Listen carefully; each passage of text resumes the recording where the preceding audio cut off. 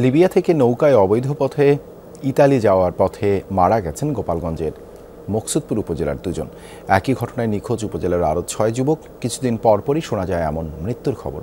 তবু দালালদের প্রলোভনে অর্থের বিনিময়ে জীবন বাজি রাখেন অনেকেই। এ নিয়ে প্রশাসনেরও বিশেষ কোনো পদক্ষেপ নেই।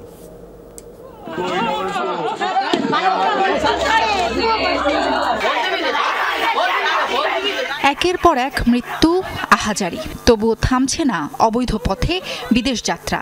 সচ্ছল জীবনের আশা আর দালালদের বেপরোয়া ব্যবসা। অনিশ্চিত জীবনের হাতছানিতে নিখোঁজ কত শত মানুষ।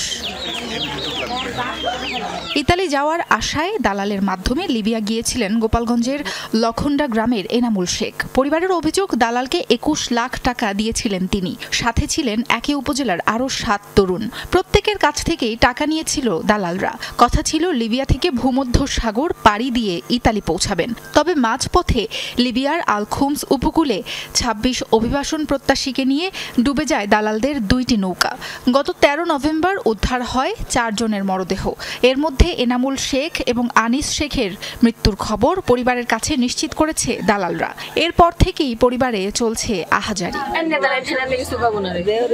তারা তো বলছে বাবারে দেবা, কিন্তু বাবা সাগরের দায়িত্ব আমরা নিতে পারবো না।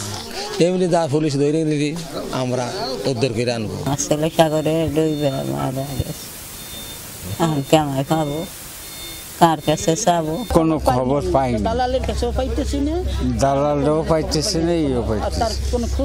এখনো খোঁজ মেলেনি পশ্চিম লখন্ডা গ্রামের ইব্রাহিম শেখ, আবুল শেখ, দুলাল মিনা, আশিক মিনা, সোহেল মোল্লা এবং কাশালিয়া ইউনিয়নের নিয়াজ মিনার। পরিবারের দাবি, অনিশ্চিত সমুদ্র যাত্রার ভয়াবহতা না জেনেই পা বাড়িয়েছিলেন এনামুল সহ ৮ জন। স্বজনদের মরদেহ ফেরানোর আকুতি আর দালাল চক্রের শাস্তির দাবি ভুক্তভোগী পরিবারগুলোর। একবার ফিরে গেল, আরে ভাই রে, তার এই মেরুদণ্ডের হাড্ডিটা ভেঙে গেছে, একটা পা ভেঙে গেছে, 2টা হাত ভেঙে গেছে। এখন সে হসপিটালে ভর্তি আছে। যদি বাইসে থাকে তা তো ভালো, আল মারা যায় আমরা যদি আল্লাহ সরকারের কাছে দাবি করি যে আমাদের লাশটা তো আমরা সুন্দরভাবে পাই।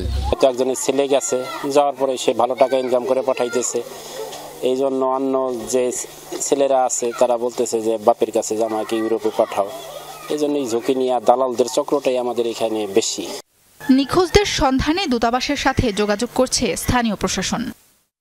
আমাদেরকে চোখকে ফাঁকি দিয়ে যদি আপনারা কোনো দালাল ধরেন, ঠিক আছে, দালাল যে কে এটা আইডেন্টিফাই করতে কিন্তু আপনাদের স্থানীয় প্রতিনিধি লাগে। আমরা সবসময় সচেতন করি, অর্থাৎ আমাদের যে চেষ্টা আমরা কিন্তু আপ্রাণ করে যাচ্ছি, কিন্তু আসলে কিছু মানুষ লোভে পড়ে হোক বা যাই হোক দালালের মাধ্যমে চলে যায়।